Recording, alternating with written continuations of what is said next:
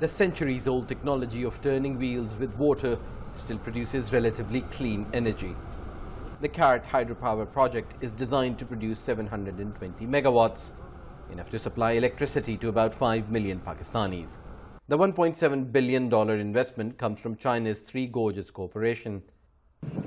Pakistan wants to boost its renewable energy production from 5 to 30% in the next 8 years. That requires a $32 billion investment. But with the economy struggling and negligible foreign investment, achieving the government's 2030 goal won't be easy.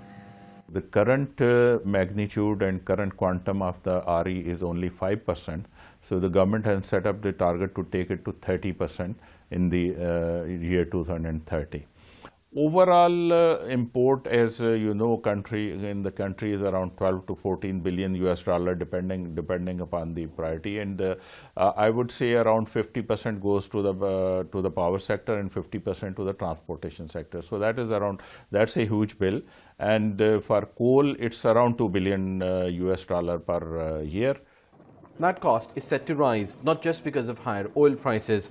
Pakistan's population is growing at 2% a year, and the demand for electricity is expected to soar from 40,000 megawatts to 60,000 by 2030. But an estimated 144 million Pakistanis, many in remote villages, are not connected to the national grid or don't have a reliable supply. In southern Pakistan, a group of environmentalists called the Indus Earth Trust invested about $150,000 to set up 5 mini solar power plants. They help provide off-the-grid electricity to more than 3,000 people. Some villagers who left for cities have returned, and electricity seems to have strengthened the community spirit and provided self-sustaining jobs. Each house has an electricity meter, and the charges are deposited into a community account for the village. That pays for my $30 a month salary and helps in case we need maintenance. Further south in the Arabian Sea, wind power is being harnessed. For the last 3 years, this 50-megawatt wind farm has tried to help the local wetland ecosystem on Pakistan's southernmost tidal land. Projects like this are meant to have a dual impact, not just produce clean energy through the wind, but also plant mangroves to sequester carbon. But in the grand scheme of Pakistan's expanding power needs, these projects are tiny.